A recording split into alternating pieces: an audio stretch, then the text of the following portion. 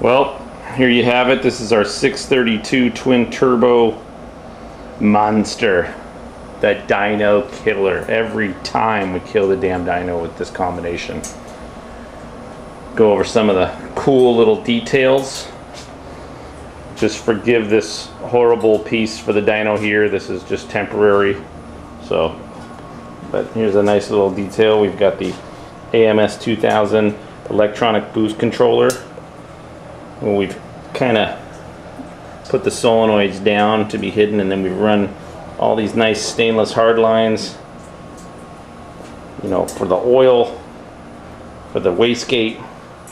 Welded in a little pressure sensor into the wastegate. Of course, we've got our beautiful alien intake with billet valve covers, the NRE stainless 321 headers, nice and cooked in. And I love this shot on the monster biggies. Look at those exhaust dumps. 60mm wastegate and a 5-inch exhaust. Oh yeah.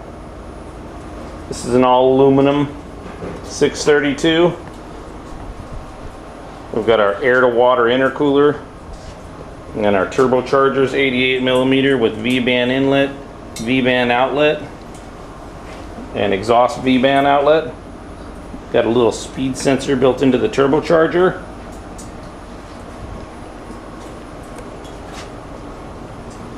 Here's another cool little thing on this motor. We've got a multi-stage dry sump system.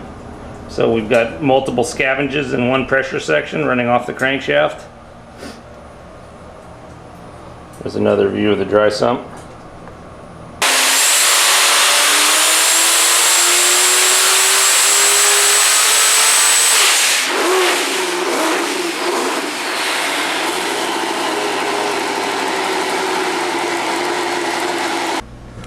This is the AMS 2000. So this is the AMS 2000 live data screen.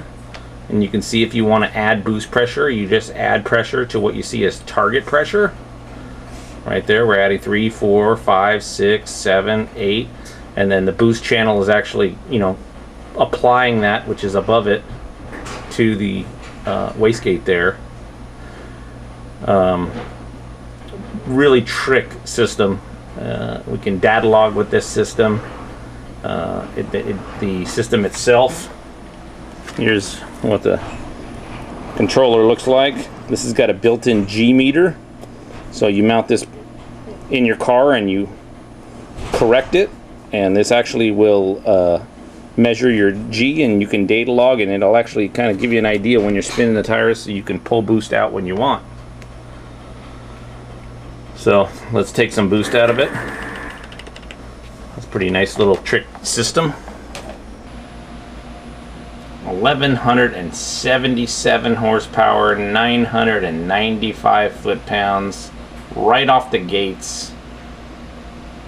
You know, mostly 5 pounds of boost and hits a 6.3 peak in the end.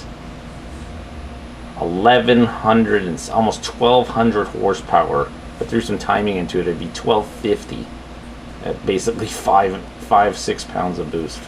Heck yeah. 1370 horsepower, 1229 foot-pounds of torque, 9.8 pounds of boost.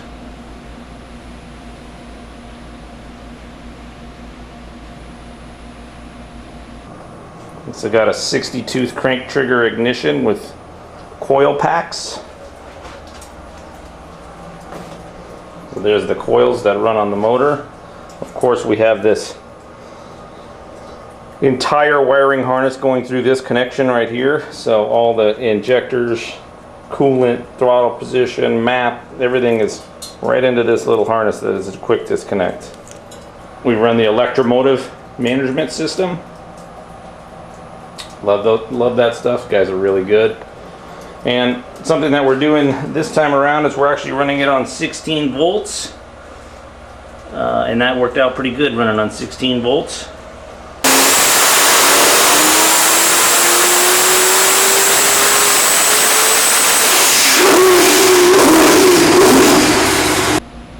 1,522 horsepower at 12.7 pounds of boost. 1,363 foot-pounds. Ridiculous. 12.7 pounds of boost, 1,522 horsepower.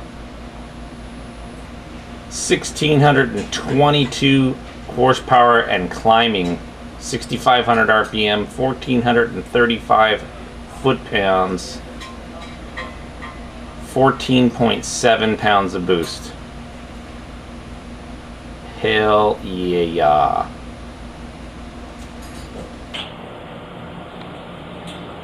There's our billet compressor wheel, 88mm billet compressor wheel, and of course our unique counter rotator mirror image.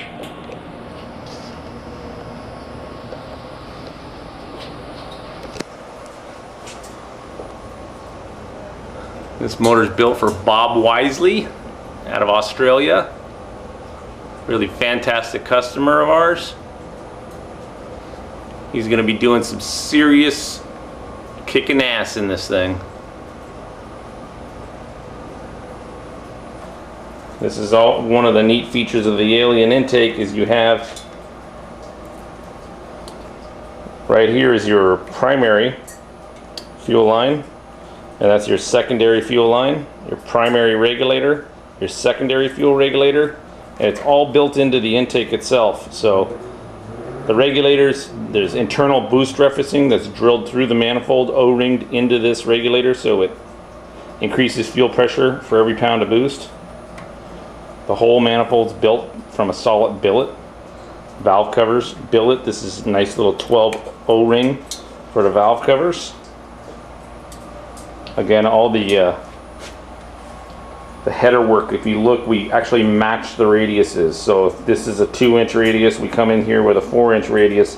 That way they go ahead and they follow each other, and it just makes for a sexy header. I don't know if you have ever noticed that about us, but you know, we're going this way and then all of a sudden we're going this way, and you can kind of see the radiuses, they just follow each other, and that doesn't happen by accident. It's definitely all planned out there.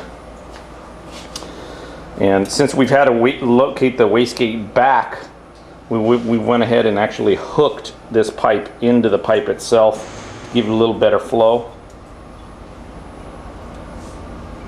Tile wastegates, tile blow-off valves. Okay, so here we have 2,030 horsepower, 1,770 foot-pounds of torque, 18.6 pounds of boost.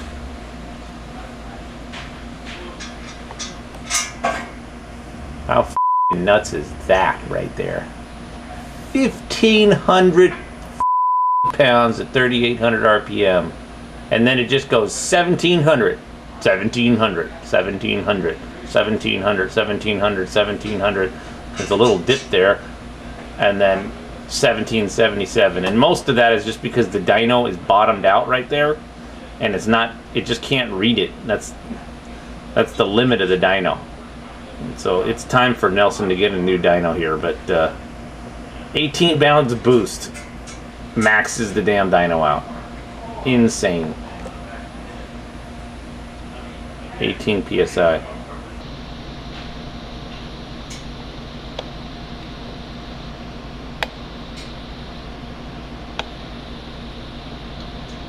Okay, check this out.